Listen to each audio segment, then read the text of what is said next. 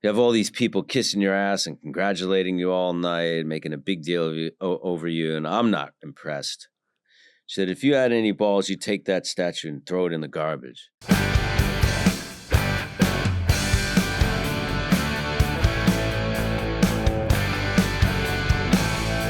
Welcome into the show, one of the greatest actors of our generation, Mr. Michael Imperioli. How are you? I'm good, thank you. Thanks for having me today. Thanks for coming in.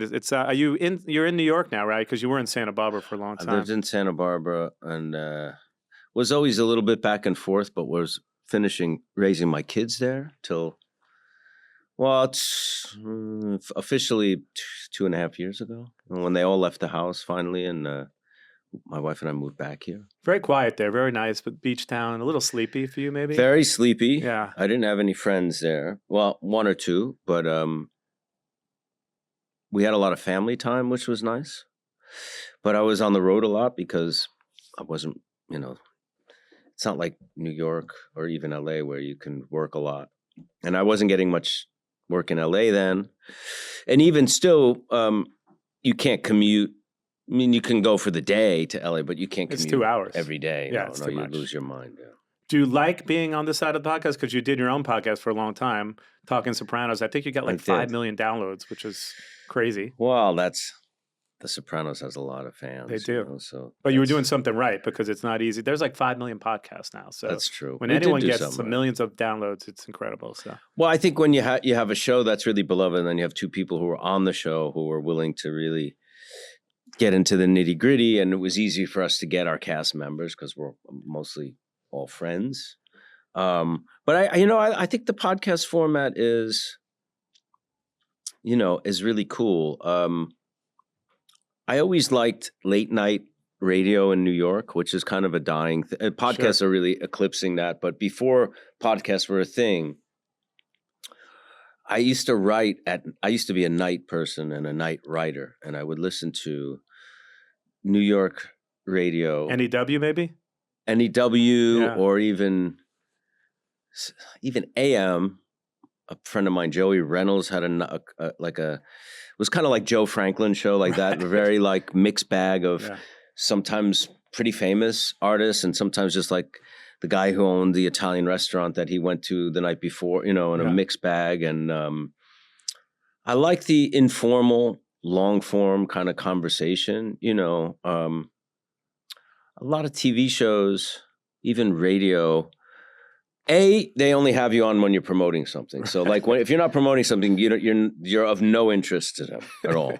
And by the way, you're always doing something. You keep this very busy. But so. you know what I mean. It's like no matter how much they say they love you, if you're not promoting something, they're not having you on. Right. And usually, things are pre-interviewed, so they know where to lead the story, and often rather than a conversation, it's hitting kind of the points that they want to get to, that they know you're going to get to. And the art of conversation, I think, really was saved by podcasts. Definitely. In a way. Public conversation. It's a great medium, and I'm super happy that people, are delving in. In LA, that's all people listen to. People listen to podcasts because you're in your car constantly. Yeah. And in New York, you're on the subway, but you're not in a car as much as you would be in LA. No, it's different. It's different. I used to listen to a lot more radio when I was on the West Coast. I'm not a big, when I'm very rarely on the street do I put headphones in. New York's a place where you need to have your senses aware of things. I keep one out because there's always something strange going on in New York. You gotta have your wits about you. You gotta have your wits about you. So there's so much to get into. I was going to ask you on a funny note, do you feel like a little bit partially responsible for about half the world being in Sisley right now? Because the show was so famous and that show did so well. We're talking about White Lotus, but I feel like there was a mass exodus to Sicily this summer especially. That's what they say, that people really ran over there, which I guess is good for some, but probably not good for others there, but certainly worth going to. I mean, we were mostly in Taormina, and then we traveled a little bit Palermo and Noto. Palermo, I find to be a really cool, for a big city, just very similar to Naples in a way that you have these big cities that are kind of popular tourist destinations, and they haven't been gentrified really, at least from an outsider point of view. A lot of big cities here, of course, and in Europe, the wave of gentrification happened, and they had this rich history and life, and you can feel that change. But Naples, you can be in the middle of Naples, like the middle of the touristy area, and you'll walk down a little street and there's a guy sitting in a doorway in his underwear and, tank top, just real life, smoking a cigarette and watching, halfway watching TV, sitting outside. It's football match. It's kind of cool. Yeah. It still has that feeling of life that it hasn't been, it's not just all rich people that have taken over. Some cities you can really, like Lisbon's a city that I started going to quite a while ago, and I've really seen this change. A lot of people from other countries came in and bought real estate and bought apartments, and you can really see how different and elements of gentrification. Palermo and Naples, interesting, because that really hasn't quite happened there. It's probably hard to leave there, right, after 4 months of being there? If I could had to find a way to stay and work, yeah, I'm very comfortable in Italy. Yeah. I feel very at home, and it's an easy groove for me to get into. Sisley, if you're listening, I think Michael should get a kickback on everyone that's going there this summer. Or just have me back. That's enough of a kickback. Invite me over. Give me a job there. Well, there's so much to get into, Michael. I want to get into your whole history. Tell me a little bit about how you grew up. I think your dad was a bus driver and your mom worked in the school system, right? Yeah. My dad was a bus driver in the city for the MTA, and mostly in the Bronx and Harlem, and did that for 30 years.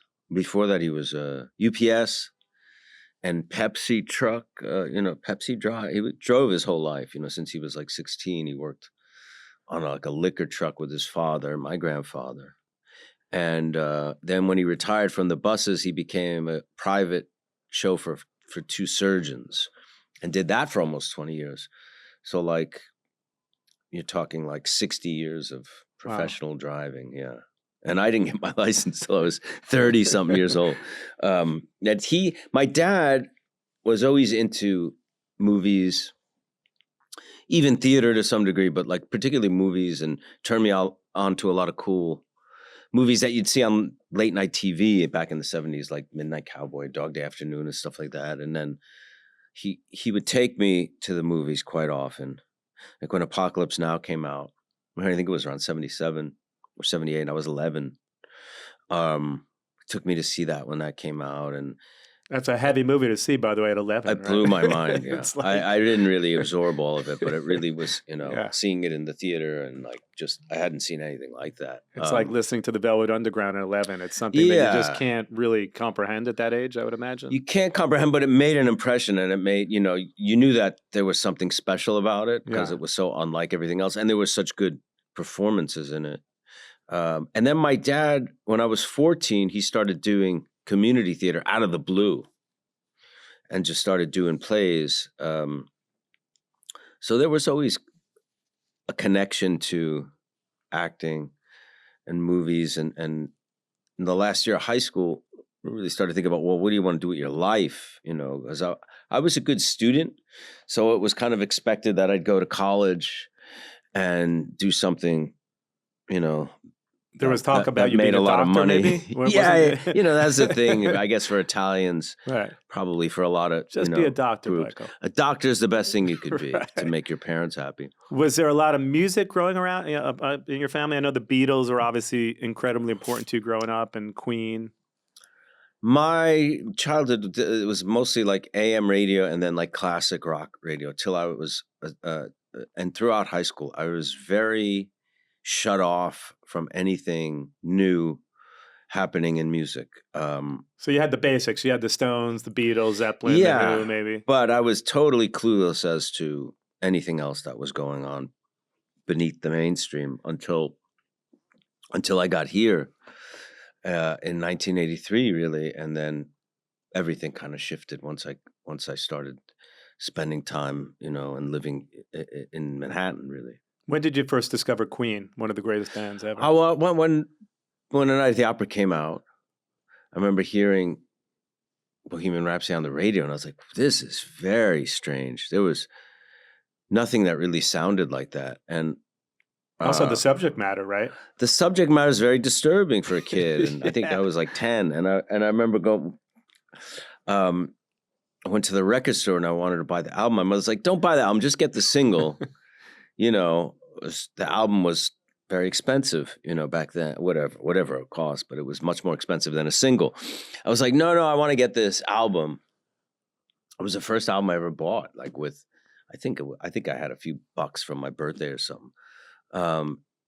And you know, that one of those albums I just listened to over and over and tried to decipher what everything meant and the words and what, you know, it was very mysterious, you know. And you know, there was no internet, so it wasn't so easy to find out a lot of information about musicians unless you bought like Cream or, you know, whatever, Rolling Stone or magazines, which I wasn't really so much. You know, you couldn't just go Google who are these people, and there were only a few. I think there was only 4 pictures of one of each of the band members on the record, so it was kind of very mysterious in a way that it's probably not today. I miss the gatefold. I miss opening up that record, pulling it out, reading the liner notes, just staring at it for hours, and you know, there was something very like a talisman. Yeah. You know what I mean? It's not the same anymore. It's very different experience. That record, by the way, monster record, Love of My Life, You're My Best Friend, such an incredible record. And at that point, did it set you off on the path of like everything Queen, or did you start to get into other acts at that point? No, I bought the next album, which was A Day at the Races, which I also was really into back then. That those two together, and then started getting there earlier. You know, the first one and Queen 2 and Sheer Heart Attack, and I did get into them quite a bit. But yeah, and then, you know, I didn't know a lot about a lot. And when I started going to acting classes here in the city, I had a friend named Tom Gilroy, who I was 17 when I started. He had just graduated Boston College, where he was a DJ at the college, and they hosted a lot of. So he was in college from 78, I guess, to 82, and they were hosting a lot of the post-punk and early new wave bands like Echo and the Bunnymen and U2 and REM and bands like that were, you know, Pixies? Starting to come. Were the Pixies are probably maybe the Pixies are a little bit later, more mid 80s, later 80s. I'm not sure. Maybe the Pixies. And he turned me on to a lot, not just even musically, but in literature and turned me on to the beats, you know, which became a very important influence in my life, you know, artistically, Hubert Selby and things like that. And we're still friends. He's a filmmaker. What's incredible is back then you'd walk around the streets of New York and see Allen Ginsberg or see Lou Reed, right? I did, yeah. There was in 1988, I worked in a restaurant on Greenwich Avenue called Café Bruxelles. It's a Belgian restaurant, Greenwich between 7th and 8th.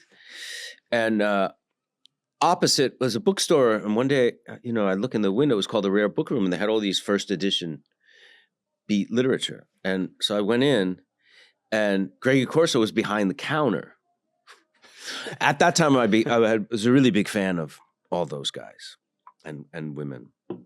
And I was like, that's Greggy Corso. He had a big jug of making himself Absolute grapefruit. And he was helping out this guy named Roger Richards. While he's working, by the way, making drinks in the store. Yeah, he was hanging and helping out. I don't know how much work he was actually doing. The owner was there as well. So I start going in there a lot. And the next time I went in, Corso was there, and Herbert Huncke. And I had a joint, and I asked if they wanted to smoke, and we smoked some weed. And Peter Orlovsky was there one day, and for a kid, you know, who was into that, I mean, it's a very strange thing to all of a sudden be around people who were really your heroes in a lot of ways. And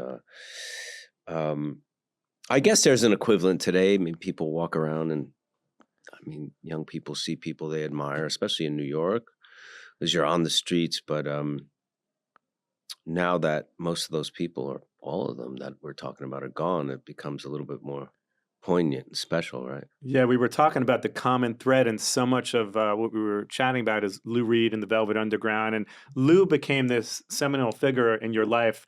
Feels like you Mm. had an incredible experience. I had a different experience with him, but you had an incredible relationship with him. Even the way you met him initially was like on an elevator. Tell that story because it's a great story. An escalator, An escalator, actually. sorry. I had seen him before, walking around the streets, but I never approached him. We both lived in the Village in the 80s and early 90s. But one day I was at the Knicks game at the Garden, and I see him kind of on the escalator, and I was very close to him and worked my way up to him. And at the time I had just been cast in a movie called I Shot Andy Warhol. Sure. And I played Ondine, one of the Warhol superstars who was a friend of Lou's. So I said, this is a great icebreaker. Right. The problem was Lou was furious that they were making this movie about Valerie Solanas, who was this, insane person who almost killed his best friend, basically. But I went up to him anyway, said, hi, I'm a really big fan. My name's Michael. He didn't know who I was, I don't think. I mean, I had been in a few movies, but I don't think it really registered. And I said, I just wanted to say, I'm doing this movie, I Shot Andy Warhol. I know you're not a fan. He goes, I think it's despicable that they're making a movie about that psychotic bitch. It's fucking terrible. I said, yeah, I know. I know how you feel, but I just wanted to say I'm playing Ondine. He went, good luck. And he turned around, leaving me feeling very humiliated and embarrassed. And he could be quite mean. Oh, I mean, he could be quite acerbic. And then he was a few feet away, and he kept looking back at me, and I guess he felt kind of sorry, and he waved me over, and he actually put his arm around me. He said, listen, do your work hard, and just remember he was very funny. And that was it, No exchange in phone numbers at that point. No. But years later, fast forward a while later, he had a new album out called Ecstasy, which is a really good, very underrated record by him. And he was playing concert for the release at the old Knitting Factory in Tribeca. So I had my manager say it was sold out, and I didn't hear about it. And I said, "Can you get me tickets?" And she contacted what I think was her publicist, probably Annie. Annie O'Hayan, yeah. And she said, "Yeah, we'll get you tickets." So we go to the show. My wife and I go to the show, and they say, "Oh, we have seats for you," because there was a little balcony at the Knitting Factory upstairs, and there are 2 seats right in the front row with my name on it. And the show was tremendous. Lou was probably about 60, maybe 61. Just fucking killer. Like, passionate, and the band, it was Fernando Saunders and what's his name? Tony, the drummer. I can't remember his last name. Really good drummer. Just killer. And remember, he played the Blue Mass that night, which was one of my favorites, and it really... And the new songs that were really effective, and especially live, they were really, really powerful. And we got up to leave, and I was just blown away. And Annie came up and said, well, Lou wants to see you backstage. And I didn't even know he knew who I was or that I was there or anything. And we went back, and he was just really, The Sopranos had been on for 2 years or 3 years then. And he was a fan of the show and was really welcoming. And yeah, we became friends then. And I mean, one of your actually book was named after one of his song lyrics. The book is called Perfume Burned His Eyes, which is a lyric from Romeo Had Juliet from the New York album. But the book, I started writing the book 2013 before Lou died, and it wasn't called that. It was just a story about a boy who moves from Queens to New York in the mid 70s. Which it wasn't really my story, although I had a parallel story from Mount Vernon to New York in the 80s, but I like that 77. That's a really interesting time period. And I really wrote it to relate to my son, who was 16 at the time. Did it help? Not really. No, it didn't help. But I started writing the book, and then about 3-4 months into it, Lou died. Well, it was October 2013, and it really hit me when he died. Both as a fan and as a New Yorker and as an artist and as someone who knew him. And suddenly, I got this idea. Well, what if the kid lives in Lou's building? And that was the germ, and it really, the seed that really kind of sprouted into gave me the engine to take it in a way. For me, that was personal and really interesting, had this musical edge, which before it really didn't. It was much more of a straight coming of age, just straight ahead coming of age story. And then this took it into a very different path about art, about kind of like artistic and lineage and inspiration and things like that. Yeah, I met him through Annie, I was saying, years ago, and I had a much different experience. He basically didn't say hi to me, but I had actually helped him with something. But Annie was like, just say hi to Scott. He's very nice, But I'm glad that you had it. I mean, you actually even cover Heroin and Ocean now in Zopa. Yeah. So, there's a Lou Reed thread running through your whole life constantly, right? Yeah. And it's,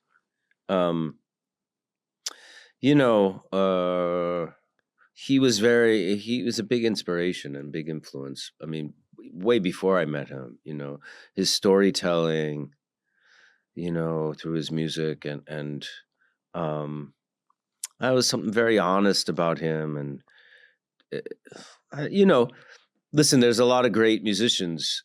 Why one person cuts through and really touches you is based on who you are and your own aesthetic and experiences and stuff. And he's the one that really, probably more than anybody, really got through to me. Did you maintain a relationship? Did you email with him? Did you have dinners with him? Yeah. We were both involved in 2 really cool charities. One is the Jazz Foundation of America, which would help, jazz musicians who had fallen on hard times or were elderly or homeless because of Katrina and things like that, get them jobs or teaching gigs or help pay their rent. And Lou was a really big supporter of them, as was I. So we did a lot of work with them, and also the Tibet Fund. And Lou was a practicing, he was a practitioner of Tibetan Buddhism, as am I, and yeah, that we had those things in common. He was very kind to me, and very and generous, and he didn't really have to be.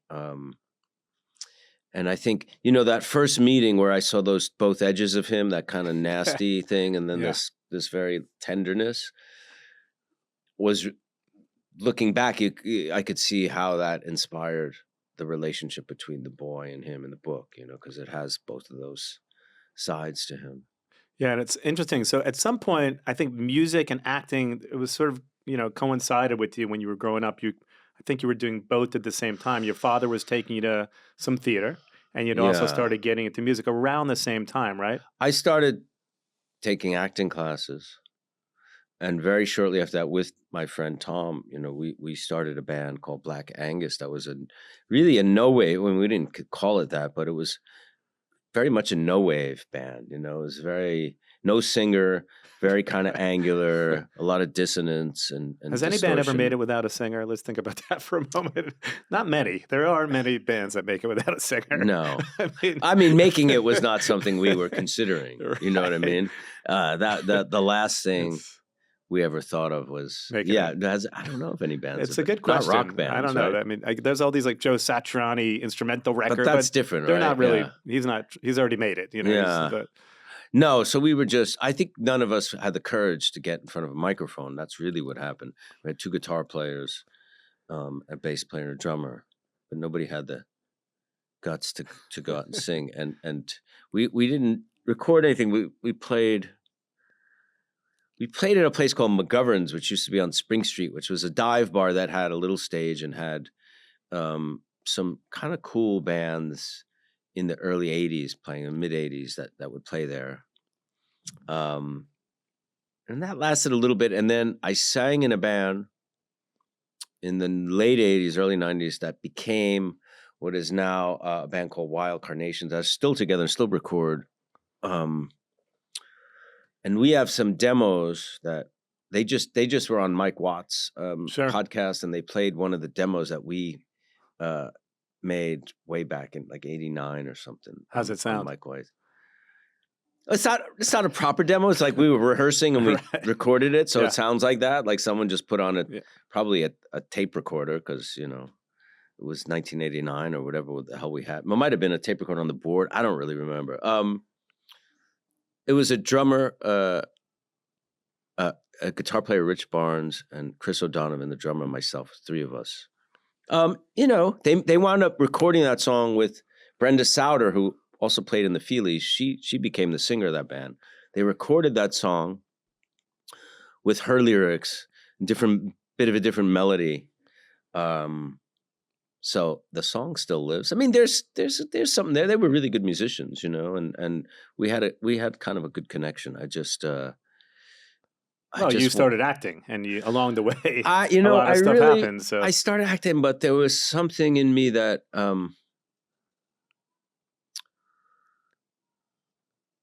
I was, it might have been a lack of courage in a way. I'd like to say it was because I got busy, but I mean, I've never been more busy than the last few years, and I managed to do a lot of other things. That's but true. Back then, I think it was maybe there was a lack of focus, maybe courage, courage, more than focus, even courage. Yeah. Well, it does take a lot of courage to get in front of the mic for sure. But along the way, you start acting, doing a lot of theater for about 4 or 5 years, some indie films. Mostly that. And there's a great story too. I think maybe you were 21 and you got fired from one of your first theater gigs. My first professional acting gig. Yeah, just because you disrespected the director or something. I didn't disrespect him. I just didn't respect him. You know what I mean? I wasn't mean. I wasn't, I just didn't take his direction because I didn't trust him. But mainly, again, I think I was, I wasn't a formally trained actor like actors who go to conservatory and take voice and movement, classical stuff. I trained in the actor studio tradition, a teacher who was from the actor studio back in the 50s and 60s and knew James Dean. My teacher was friends with Brando and Marilyn Monroe and people like that. She was from that era. And Lee Strasberg too. She was a student of his. Yeah. And she started teaching, I guess, in the 70s or 80s. So it was very much about truth. There was nothing about it. It wasn't about. It was really training you to have a sense of truth. It wasn't so much training you to be on stage necessarily, if that makes sense. So I didn't really understand those things about having to be theatrical, which means, well, people have to see you in the back row and hear you in the back row. I can't talk like this on the stage. No one's going to hear me. You have to be able to project, yet still have it come from a place of honesty and truth and real emotion. I didn't really know how to do that. So I resisted it. And they fired me, which they should have. And I know I have a friend who saw, I did the opening weekend and who saw the performances and said, it was really very strange because the other actors were all pretty seasoned and had done some stuff. And I'm just like, doing this very internal, weird, trying to be as honest as I can without any sense of theatricality. And rightfully so, they fired me. But at the time, it was very devastating because it was my first professional job, and it was off Broadway, but it got a lot of attention even before it opened because it was based on a true story about the Westies, that world, and the kind of Irish mob, and Hell's Kitchen, based on some true stories. So there was an article in the Times about it before it opened, not a review, but about the authenticity of it, and the writer. The writer went on to win the Academy Award for Crash. Amazing. Yeah, who I see from time to time, and we're friends, but his name is Bobby Moresco, very talented writer. So at that point, is your morale down? Oh God, down is not the word. It was on the ground. Yeah, my acting class was very, very, very competitive, as actors can be. And I could tell people thought, oh man, he really fell on his ass, on his face. And I was still in class, but So fast forward, as an Italian American, you get to meet one of the greatest directors of all time, Martin Scorsese. And that yeah, had to be like meeting God to you, I would imagine, yeah, right? that was 2 years later. Yeah. Because I started working with an agent through another actor. I auditioned for they had an audition for an agent. The agent started working with both of us. And he was casting Goodfellas, which at that time was called Wise Guy, because that's the name of the book. Had he Yeah. seen you in something else before? Or No, was no, they were just seeing Italian Americans, and how do you prep for a role like that? Because again, it's you hadn't really not done anything at that point that was major, right? no, So it's no. I knew he liked improvisation, because I knew a lot about his movies and the way he worked. So in the audition, I improvised a lot, which he liked.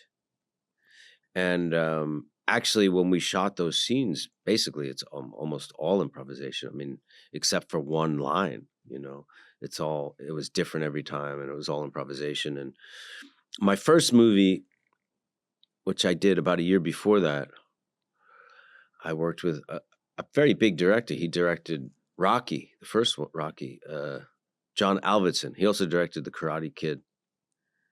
It was a movie called Lean on Me that Morgan Freeman was in. And I had one line which got cut. The line was, "Hey, I'm going to be a star," but it got cut because I'd never been in front of a camera. Again, I really came from this acting class. We never worked with a camera. I mean, so there we were. Now I have to do this line, and there's the camera. And back, this is 1987 or 88. They're big. It's a big Hollywood production, big Panavision cameras. They're giant. They're not like these little things that look like photographic cameras. They were big monsters. And there it is. And I was like, I couldn't really figure out how to relate to it. Like, obviously you're not supposed to look into it, but how do you, there's a whole method behind art it. to working, I mean, you can ignore it, but you can't really ignore it because, you can't have your back to it because they're not going to see you, right? And I just fucking choked. I really just choked. I couldn't. The thing was also, there were a lot of kids in that movie, high school kids. Probably a lot of them had never acted, had no experience. They needed all the, some of them did or were child actors and were teenagers, but some of them weren't. So some of them didn't really care. But I really wanted to be good. That's why I was so nervous, because I felt if I'm not good, I have nothing. If I can't do this really well, I have nothing in my life. That's why the stakes were so high, and that's why I choked. Also, to get fired from the theater gig, then to choke, and then to work with Scorsese and De Niro, Pesci, Ray Liotta. I mean, it had to be a little bit daunting. But that was a very, I mean, I'm really talking about that first Lean on Me, when I choked. Working with Scorsese was a complete opposite. He made me feel completely comfortable and but very did you ever relaxed. think to yourself, I'm working with the greatest actors of all time? I mean, I felt like that's where I wanted to be. Yeah. I mean, in a way I felt I belonged there. Like, I mean, I wasn't on their level, of course, but if they were going to cast a young guy, I should be that guy. If they're going to cast some guy who was 20, or I was 23 then, or the character was supposed to be 19, said I should be that guy. So in that sense, I felt I belonged there because I totally loved what he did and what he, his movies were just so monumental at that, between Mean Streets, Taxi Driver, and Raging Bull. I mean, I saw Raging Bull in the theater when it came out in 1980, and I was like floored. I was like, earth shattering, Do you prefer improvisation versus scripted? Not necessarily. It depends. You have to be in the right hands. Yeah, it has to be the right script, the right script scenario, the right director, and the right actors. Well, with that crew in particular, right? Because the greatest actors of our Yeah, generation. and they understand how to use, because improvisation could go awry very easily. Like very often actors try to be funny when they improvise for some reason. I noticed they all try to be funny, which is not often the point. But from the moment I got to the set, Marty came over to me and said, "Listen, that's my trailer. If you have any questions, you want to talk about anything, you come and see me." He made you feel comfortable. He made me feel comfortable, and then he said to me, "Just treat the actors like the character on and off camera," which really kind of freed me up because I didn't have to relate to, "Oh, I'm in so awe of you, Robert De Niro." And I said and in hindsight, this is a very unusual request. I wouldn't even do this today because the different departments on a movie set have their specific jobs. But this was a card game, and I was the waiter. Not a real waiter, but I'm serving them drinks, keeping the table clean, or emptying ashtrays and shit. And I said to Marty, I said, "I want to reset the props between takes," which I would never say that now. Especially to him, right? That's a union job. No, not so much to him, but to the prop master. Right. And he said, "Oh, that's a good idea." Yeah, because I felt that's my job. And then there was a bar where I was making the drinks, but the counter where I would mix the drinks would have my back to the table. And I said, "This is not good because I got to keep my eye on these guys because, I work for them and, and Marty's like, yeah, that's a good idea." So they actually moved this counter. So when I was mixing the drinks, I could look at the guys and I'm like, you have to feel comfortable and welcomed to let those impulses come out. Otherwise, if there's tension, like the guy on Lean on Me was very short-tempered, didn't have a lot of patience. So you'll squelch, especially if you're young, the impulses, But if you feel comfortable, hey, let's try this. And Marty, let me direct a scene here for a moment. Yeah, I didn't go that far, but that's the genius of something like that. Well, there's no, it's not a shock why he gets such great performances if he's, lets the actor be creative and feel like, and encourage and welcome your input. Definitely. I mean, fast forward, you end up working with Spike Lee's Summer of Sam, which is incredible. So even back then, you could probably see the inklings of you wanting to write and direct. You were just talking about you're moving the set around with Martin Scorsese, your first major film. So yeah. Well, what happened was a year later, Spike, who was friends with Scorsese, went to a screening before it was released, the Goodfellas, and he was casting Jungle Fever, which had a lot of Italian Americans and a bunch of like Debbie Mazar and Frank Vincent and myself, probably a couple of others who were in Goodfellas were in Jungle Fever.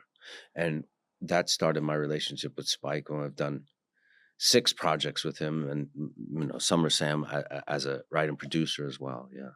incredible history. Well, let's talk about The Sopranos for a moment. You do this podcast. We were just talking about Talking Sopranos. But talk to me about, you first get the script. No one knew it was going to do what it was going to do. And you do a lot of pilots. And sometimes the pilots go nowhere. So were you nervous when you first got the script? Did you think, I think this is a role for me. This thing has some legs. Or did you just look at it like any other pilot at that point? I had not done a lot of TV then. And I don't think I've had done a pilot. I'd mostly done theater and movies. I wasn't really that interested in television. And to be honest, an HBO series then had no prestige to it. It was actually kind of like the minor leagues or something. It was like, it wasn't, there was no, oh, wow, this is, it was, there wasn't many, there might've been Arliss might've been on, or they were very much under the radar and kind of like nobody watches these things. And that's really what it changed the whole game. Yeah, but when we were auditioning for it and you get that pilot, you're thinking, yeah, it's Arliss. What is this? This is where you take a show when the networks reject you. Right. And reading the pilot, and the pilot's good, but there's no way you really, in hindsight, can see how deep it would go and how complex and it was the pilot threw me when I read it because there had been a few mob. Analyze This was around then, and there was another mob therapy thing called The Don's Analyst with Robert Loggia, which was really bad. So this mob therapy thing was already, and I'm like, is this is this a spoof? Because there was a lot of really funny moments. And then there was some really dark moments. But I did like some of the actors they were casting, a lot of whom I knew. And I did like the role. I thought it was, this young mobster, wannabe mobster who has aspirations to Hollywood and also has issues with drugs. So I tried really hard, in the audition, and then they flew me to LA, which was a big deal. That never happened. They fly you first class and put you up in a hotel, and I'd never had that experience before, and to test for the network.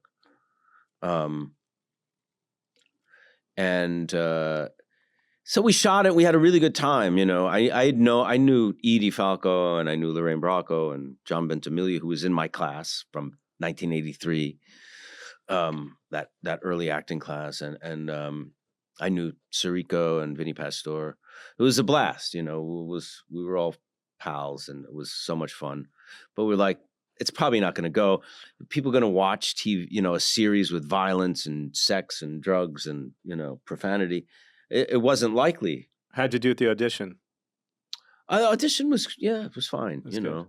I think I was the only one who actually tested for the part by that point. But the show gets picked up. A year later, we come back and shoot episode 2 to 13 for season 1. And that's when I really saw how special it was, because you start seeing script after script and you're like, whoa. This is like cinema. This is cinema. Yeah. And you can't really tell that from the pilot. Yeah. Actually, after seeing the pilot, when I finally saw it, before we shot the rest of season 1, I was like, because it was shot like a movie, I'm like, wow, because you don't know when you're shooting it what it's going to look like. I'm like, it's very cinematic, it's really beautiful. And the way they use music, it's really cool. Is anybody going to watch this? Is HBO going to make it? But shooting the first season, I really saw how good it was. But still, it was like, is anybody going to watch this? So it's not true that David Chase kind of hated you in the audition, or did that? No, David just has a poker face, and it's hard to read him. Right. No. He brought me back, and at the time, I was the only actor who made the test for Christopher. What I didn't know is it's fascinating to know that Stevie Van Zandt, who was on the show not long ago, actually was being considered for Tony Soprano. Yeah, he was there was at the test in LA, in the waiting room was Gandolfini and Steven and Michael Rispoldi, who played Jackie Aprile, the mob boss in season 1 who dies of cancer. They were the 3 finalists. And I knew Michael Rispoldi for a long time. We had done some movies together.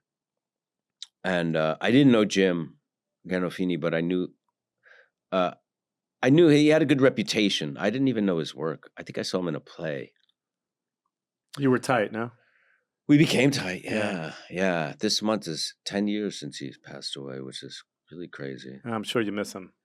Yeah, I acted with him more than I acted with any other actor, probably more than I ever will act with another actor, And, we went to some really, heavy and potent places as actors together and became really good friends. A lot of us became friends and ran around together in this very neighborhood, and becomes like a family, right? When you're doing a show, it's like a band. It's like you're in a show for 7 seasons. That show did, but no, it doesn't always. I've been on other shows and talked to other people. It doesn't always. It certainly didn't happen like that for a couple of reasons. One was, like I said, a lot of us knew each other, and most of us were kind of in the same place career-wise. Even Jim and I, like we'd been in some movies, some good ones, and people knew our work a little bit, but the public certainly wasn't really that knowledgeable about our work. But Edie, the same thing, and a lot of us knew each other. So to have this hit together, and all being Italian American and New Yorkers, and we were here. And we did a lot of things together. Like we spent a lot of time going out. I mean, I've done other series where it's very much just like the, 9 to 5, an office gig. Very pleasant, really fun. Once in a while, have a dinner, You but never talk to people after that. no, it's not always. It's very rare, and I didn't know that because that was my first series. But it is very rare. I've had really great experiences on other series, and have gotten really close to people, but nothing like that. By the way, one of the first times like rock and roll was used as the soundtrack to the show, where it was such an integral part of the series, right? Some of the greatest music ever. I heard you talking about Johnny Thunders the other day, one of the greatest. I got the opportunity to open up for him many years ago, right before he You died. did? Really? Yeah, and Where? it was at a place in LA called White Trash, and he was just, I think he died like 6 months later, but he was already gone at that point, really gone. I mean, people had to carry him out on stage. It was hard to watch that. I had the pleasure of like opening up for him and Stib Bators and a lot of these Did guys. it affect his playing? I mean, you could barely play. Yeah, I mean, you know, you listen to, you can't put your arms around memory in some of these songs, and they're so great. But at that point, he was just deteriorated, so it was Yeah. hard to watch.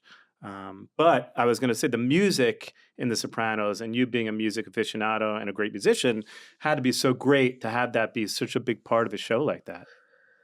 Yeah, I think that was one of the, and that really starts with David Chase because he's such a lover of music and was a musician, in his teenage years, a drummer, really into the Stones and the Kinks, like the English, those English rock bands of the 60s were, those are that's where he was really into. But, that is one of the aspects of like the Sopranos bringing things you went to the movies for in the past into the living room, which is really what kind of broke it open, elements, storytelling, and, cinematic qualities that you could only get in the cinema, obviously, in the living room watching TV every week after week. And that was one of the special things about it. And as you mentioned, probably the first iconic series that went on to, there's a host of other shows after that, but that was really the first one where cinema was really, it was really like a cinematic experience. It was like going to the movies. Yeah, it was that. And it was also must see, like Sunday at 9. Yeah, I was just talking about that. You were going to, because there was... You waited at home. You didn't go out on Sunday nights. There wasn't even, I don't know, much of that, playback or whatever. You know what I mean? It was a digital playback or something. You wanted to see it. You had to be that home. night. Yeah. You didn't want to hear secondhand on what happened on The Sopranos, and also was a very communal experience for a lot of people. I meet a lot of fans who get very emotional talking about, I used to watch it with my father. I used to watch it with my grandfather. I used to watch it, with my cousin who's gone now. And every Sunday we'd make pasta, we'd order pizza from down the street, and we'd watch The Sopranos. Like it occupies a very special place for that reason. Yeah, definitely. One of my favorite stories, Michael, is when you get an Emmy in 2004, and you could tell the story what happened with the Emmy at that point with your wife and where it ended up. But one of your best stories for sure. That's a good one, yeah. So we, oddly enough, The Sopranos didn't win Best Show till season 5, which in hindsight, right after every list, it's always number 1 or number 2, the greatest show ever. It took 5 years before the Academy recognized it as Best Show. It lost 4 years in a row to pretty much to The West Wing and The Practice. The West Wing. Yeah. Good show, but no Sopranos. Beat it a couple times. As did The Practice. Maybe NYPD Blue, the first season or something of The Sopranos, lost. So that night, we finally won Best Show, and Dre DiMatteo and myself won Best Supporting Actor and Actress. So it was a big night for The Sopranos, and we had we went to all the parties, and we had our own party at the hotel and wound up in someone's suite. And finally, at 5 a.m, my wife and I make it back to our room, and she says, you have all these people kissing your ass and congratulating you all night, making a big deal over you, and I'm not impressed. She said, if you had any balls, you'd take that statue and throw it in the garbage. I was like, pretty drunk, and, that's a very challenging request or whatever. And I said, I don't care about any of this. And I took it and put it in the trash. Well, it was the waste paper basket at the Peninsula Hotel. So it wasn't like I went into the dumpster behind it, the greasy spoon next door or something. It was a little bougie. And then went to bed. It's pretty bougie. Yeah. Yeah. That was, HBO treated us good that way. So, but I did put it in the garbage can. We went to bed, woke up, late. I said, I'm going to order some coffee. Do you want some breakfast? She's like, yeah, order me some scrambled eggs, toast. And don't forget, make sure you take that Emmy out of the garbage can. If you left it there, that would have been more impressive. But I guess so. But, there was no way I was going to leave it there. Yeah. There was no way she was going to leave it there either, because she was the one who said for me to get it out of there. But yeah, that was pretty funny. She's a character. Well, speaking of Emmys, this past year you were on the biggest show of the year, White Lotus. It's funny, you didn't actually watch the first season, I think, when you got called to audition for the second season, right? Correct. I had heard about it, and some people whose opinions I respect a lot loved it. But I was shooting something else. I didn't really have time. I had to put myself on tape. There was still a lot of COVID issues, and now it's become a thing. You audition at home on tape, which I don't really like. I'd rather be in the room with a casting person or a director, or both. But I just said, I didn't have scripts. I just had like 3 or 4 scenes, and I had my friend come over and film me and put me on tape, read with me. I didn't have time to watch the shows, as I was pretty busy, and I sent it to my managers before it went to the producers. And my manager said, "You need to watch the show, because you're not getting the tone." So I watched the show, and I really, really loved it. I mean, I got hooked immediately and watched it all in a day and a half, and retaped it, and then got the part, because it's a very specific, Mike White is very unique in how he weaves comedy and drama and darkness and lightness together, sometimes within the same scene, sometimes within the same beat of a scene. You played Dominic DeGrasso, sex addict. And how did you draw from inspiration for this character? Obviously, it's something that's hard to draw from unless you have life experience with that, right? Well, I've played a lot of addicts in my career. I've never been addicted. I've been addicted. I've had issues with addiction, without a doubt. I mean, like many of my friends and colleagues and people in the arts or in New York in the 80s and 90s, there was... It was a different time. I mean, addiction, maybe. I can't say I was ever physically addicted to something that I had to go get, but like habituated certain behaviors, right? You just get into this. This is what we're doing. We're hanging out every night, so, abuse of things. And because I played a lot of addicts, I understood it. I had done a lot of work talking to people and, learning about it. And the important thing for that character, and Mike and I were both on the same page with it, that he was dealing with addiction, because sex addiction is a tricky one, because, with like alcohol or cocaine or heroin, it's like, just if you're an addict, you can't do those things. You just can't do them. Sex or food addiction, those are a lot trickier, because you have to eat. You have to figure out healthy ways of eating. And sex, it's not, it's hard to just become celibate. Yeah. You really want to integrate that into your life as a healthy element, because of course it is something very important and healthy and beautiful and life affirming, and it could be very destructive and dangerous, but you want to have it as a creative force and a communicative, loving thing. So that, in that respect, it's tricky, because it's more of a gray zones, with drugs and alcohol. It's like, it's black and white. Sure. Yeah. So Mike and I really said, that's what this is about. And I don't think the character knew that he was addicted at that point. It feels like he was a bit in denial with everything, right? He's talking about addiction, and I think it's kind of a relief to him to know that that's a real thing, because the alternative is that he's a bad human being, an immoral human being, and a weak-willed human being. which some people probably think he is.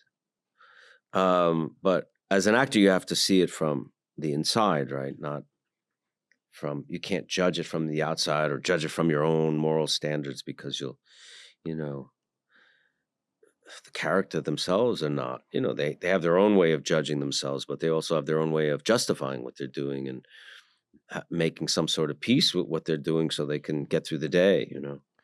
Had you known Jennifer Coolidge? Had you worked with her before? Or was this the first time you worked together No, with I her? didn't know. I had done a reading with Murray Abraham many years ago where I played Who's his great. son. He's amazing. Played his son in a reading years ago, which he didn't really remember. He didn't have any reason to remember. For me, it was a big deal because it was Murray Abraham.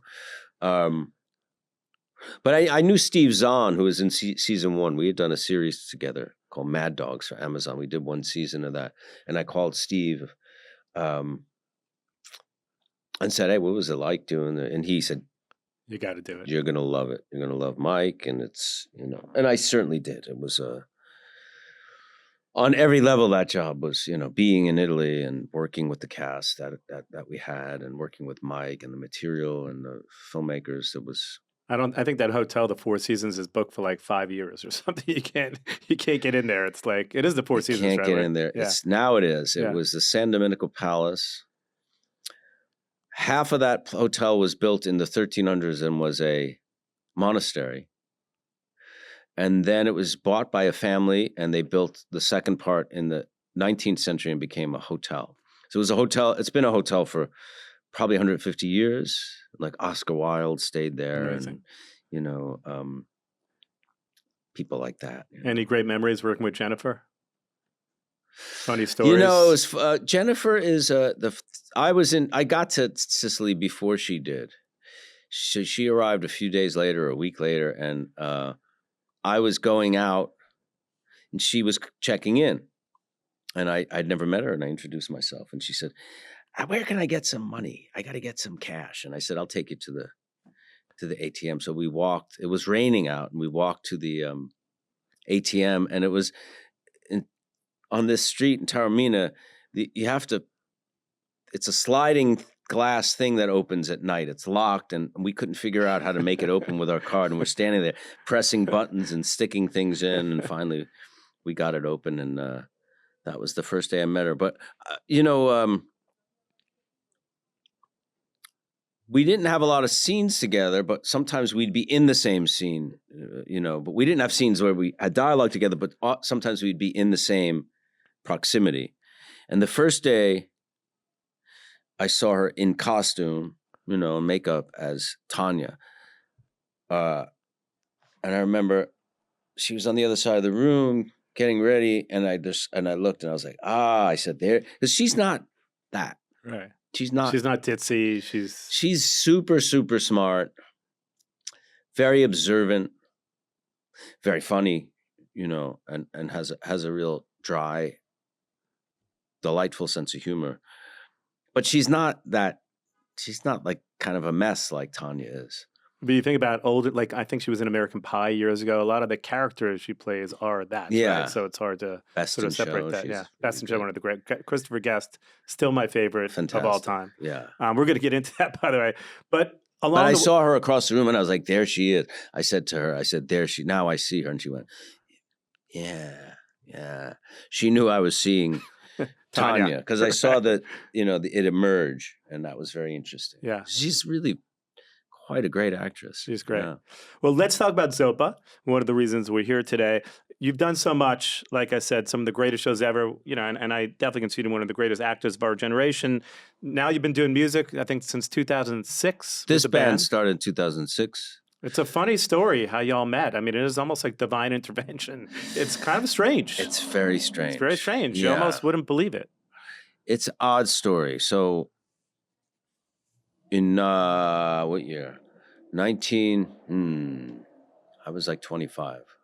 91. I did a movie called Postcards from America, which was a very indie New York movie about the artist David Wojnarowicz. And I played his teenage friend. So they had 3 actors play David Wojnarowicz as a boy, as a teenager, and as an adult, like a late 20s or something.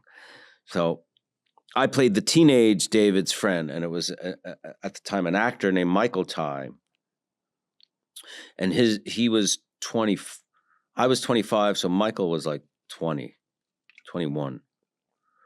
Michael went on to be a musician, was in Jeff Buckley's band. One of the greats. And played guitar with Jeff on Grace and toured with him, was on tour with him a lot. And he left. Michael and I became friends. That I had a theater company then, and I brought him in, and to do a play with us. And we would see each other from time to time.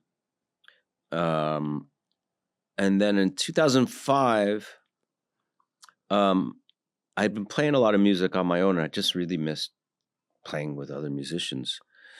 So I wanted to find a drummer. And I knew a couple of drummers, but they were, I don't know. I felt a little bit intimidated asking them. We didn't know each other. We didn't know each other. I should have asked you. I couldn't. If I'd known you, but no. Well, Olmo is very special, and Olmo Ty was Michael's brother. So Olmo was in the movie. He was 8 years old. He played David Wojnarowicz as a boy, and I ran into Michael at a party in late 2005, and I said, "How's your brother?" Because it was a very intense movie, very, very dark. He died of AIDS, I believe. Yeah. Right? And the kid, the scenes that Olmo played were very heavy for a kid to do. And I remember this boy who had so much composure and intensity and courage.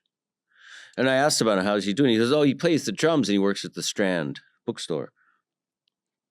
That was it. He didn't say what kind of music or if he was in a band or anything. And somehow I got it now I had not seen, Olmo was now 23. I hadn't seen him in 15 years. You didn't even know if he was a good drummer.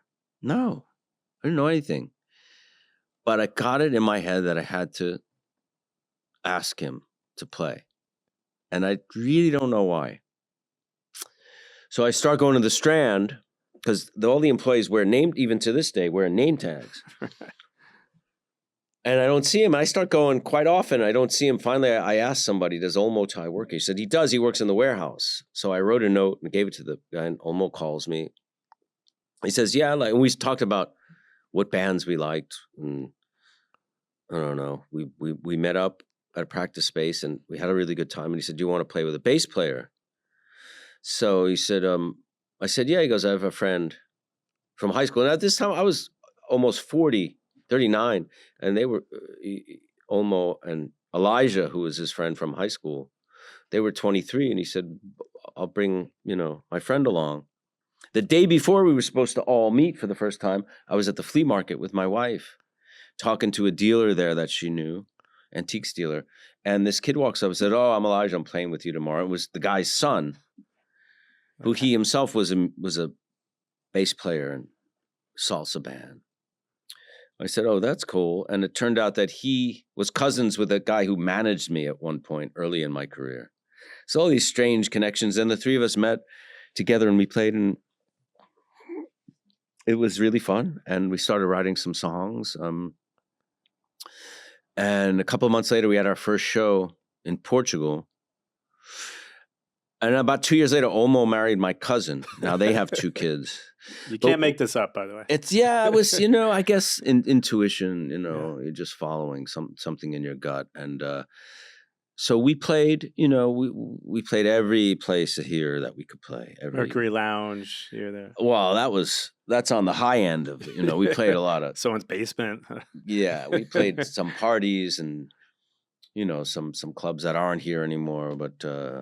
Is it hard sometimes when you're so successful as an actor? And, because I do many things besides play drums. And then sometimes you're kind of like restarting when you're, obviously this band started in 2006. Now you're playing in London and Lisbon and, you have videos, records out. But initially, it's a little bit hard to probably restart when you're so successful at one thing, right? Or is it because it's so passionate for you, it wasn't hard? It is hard. It's hard because we were a new band. The guys were young, and we had to put our time in, which means make a lot of mistakes, have a lot of bad shows, play a lot of shitty places with shitty sound systems, with sometimes to almost empty rooms. Spinal Tap moments. Yeah, all that shit that every band does, you Every know, band, and because even then, 2005, 6, there's no social media. It wasn't that easy to get people to come to a show. You'd have to pass out flyers. Flyers, posters, but even that, you know, sometimes you'd play at a place that had a following, or the band you're playing with had a following, but it was not very easy to get people there for good reason. But it gave us, we played a lot of shows between 2006 and 2013, mostly here, a few in LA. We did a little tour with a singer and her band, a woman named Patty Rothberg, who had a lot of really good music in the early part of the 2000s, and did a little East Coast tour with them.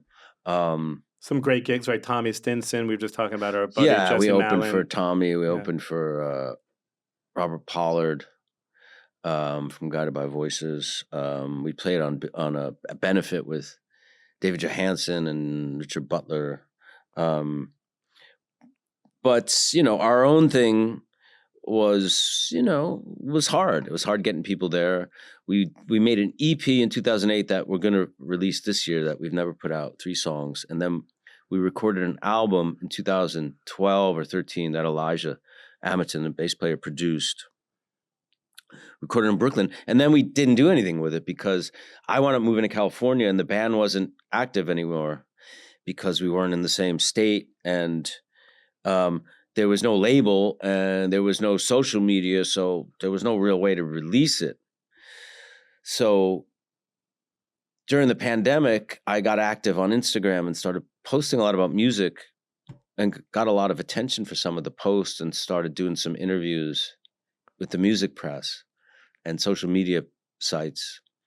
And we put the album out and it wound up on Rolling Stone's Best of 2021 list, and got a little bit of interest, some fans through the record being out, and put out vinyl for this very indie label, Mount Crushmore. And now you just got back from London and Madrid. Yeah, then I moved back and then we started playing and really found a lot of other bands. I feel like it's actually a very fertile time in New York for indie rock.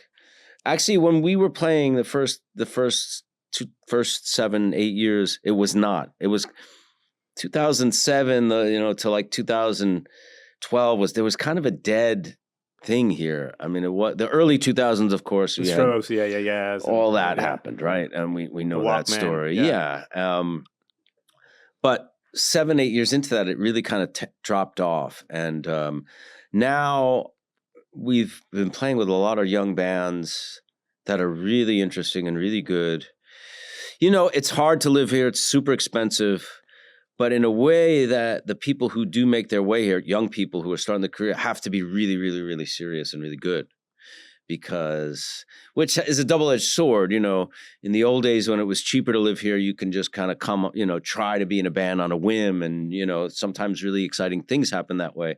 It's a little harder to do that now. But at the same time, you do have people who are very serious and driven and very talented. And like you mentioned, you have a lot of resources at your fingertips, so you can release a record on Spotify yourself.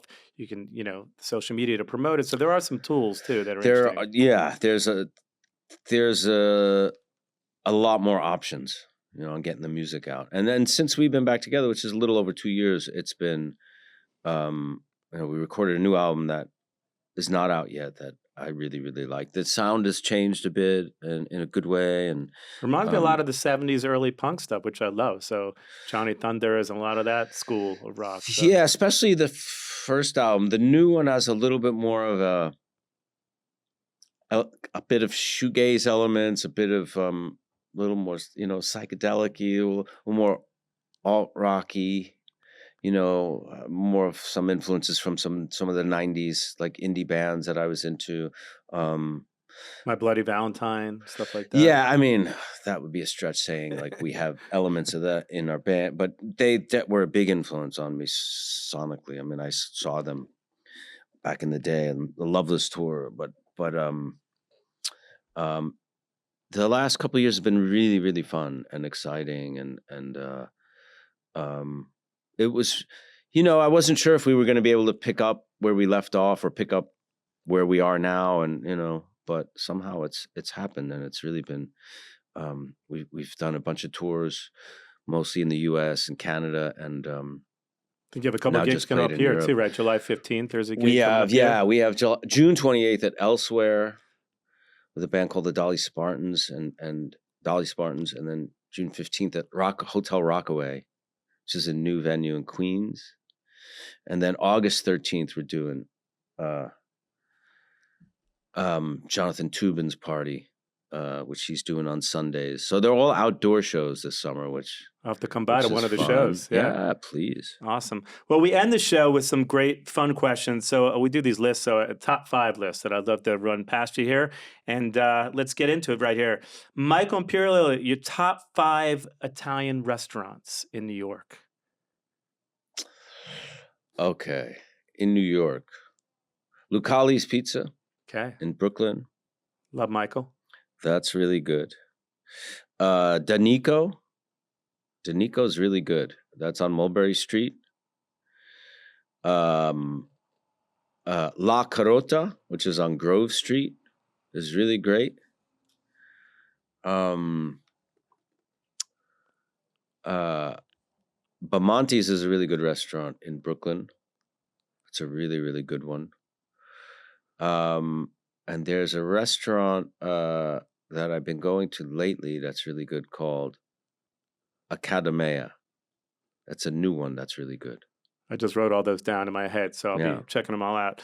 And Michael Imperioli, your top 5 best live bands of all time. Well, My Bloody Valentine. Number 5. That's a big one. I don't know if that's number 5, but that might be number 1. That's a pretty good one.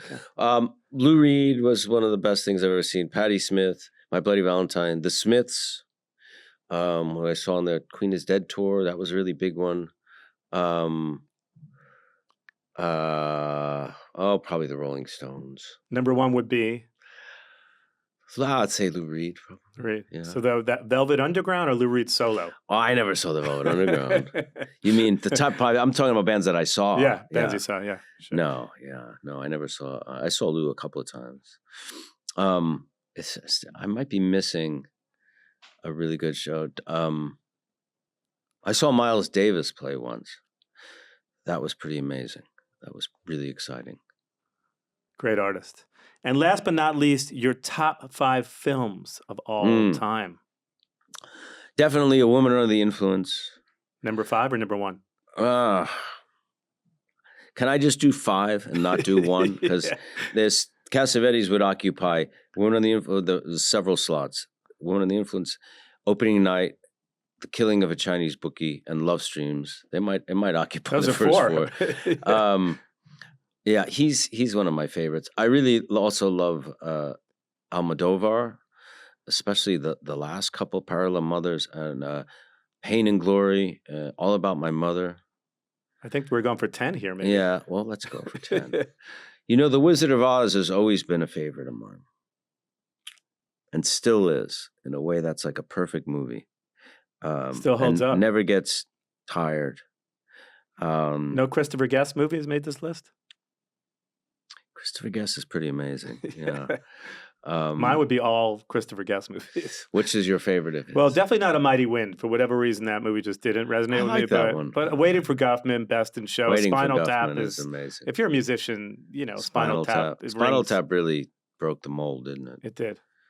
Yeah, it's a good one. Well, check out Zopa on tour, right? We just spoke about the dates. New record stuff. Coming out? We have an EP coming out this year, and the new album, we'll see. It'll be hopefully sooner than later, but it's finished. But we produce. Elijah produced it with John Agnello, who has done some really good work with Dinosaur Jr. and Sonic Youth and Horse Girl, which came out earlier this year, and he's done some of Kurt Weill's stuff, and we worked with him on a single last year, which is on the new record, but we have a good relationship with him. I have a lot of fun with him, so hopefully we'll keep working with him. He's wonderful. Awesome. Are you still working on the pilot for HBO about your life? Is that? Yeah, it's not really about my life. It's a character based on me. It's a way for me to explore Buddhism in a sincere yet comedic way without being cynical. Kind of like a darker Curb, maybe, or something. Yeah, exactly. Okay. It's very much like that. A much darker, funny but darker edged, more structured. Because Curb is very improvisation, and this is more of a scripted thing. But it's yeah. We're waiting to. Because there's a writer's strike right now, so we turned in our second draft of the script, but we can't get notes because there's a writer's strike. Right. So the studio we can't have meetings with the studio while the writer's strike because we're at WGA. I mean, Alec Berg is the guy I'm writing with, who worked on Curb as a writer, but also did Barry, the showrunner and writer and director on Barry. And well, you got this great music career too. So either way, you're busy. I stay busy, I mean, music has been something I've been passionate a lot. I spend a lot of time playing music. I mean, we practice and write very regularly, and I don't find, if you're shooting something, usually that'll take a lot of your time, obviously, or if you're touring or something, and then you're giving all your time to one thing. But I've gotten really good at delegating time, and whether it's like writing a novel or writing a screenplay or acting, music, a lot of those things come from the same place, Even like performing music, you're trying to tap into some kind of true emotion, some real emotion, right? You know that when you're playing and you're connecting to the material, whether you're connecting literally to the lyrics or just sonically or emotionally to what it makes you feel. You're performing, like if you're singing, those are your lines, you know what I mean? If there's a lot of similarity, especially live performance. There's a lot of similarities. And the more personal stuff that I've done, like The Perfume Burned His Eyes, or some of the scripts I've written, and music as well. A lot of the themes are similar, or stuff that just has resonated with me for a long time and may keep resonating. So there's a lot of parallels, Well, July 15th, I'll have to come out to the gig, and we'll have to do this again, part 2. Please. At some point when the next record comes out. We'll bring the guys. Yeah, we'll come and they'll tell the real stories, I guess. I love it. Thank you for coming on. Thanks I appreciate for having me. Thanks, Michael.